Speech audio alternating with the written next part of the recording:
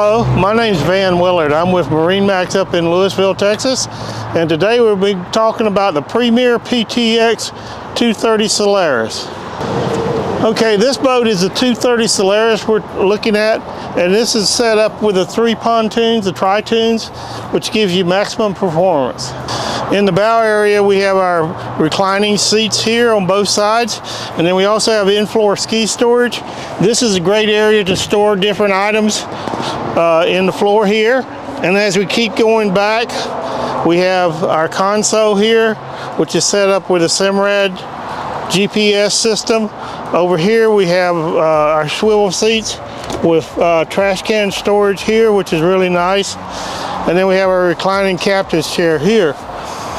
Back in the back of the boat, we have our, again, our reclining seats.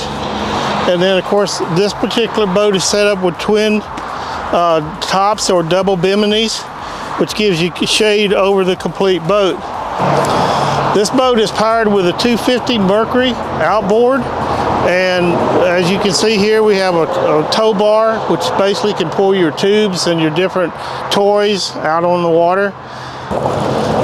If you'd like to see more of this particular boat or more boats that we have in stock, go to our website, MarineMax.com, Dallas, and give me a call.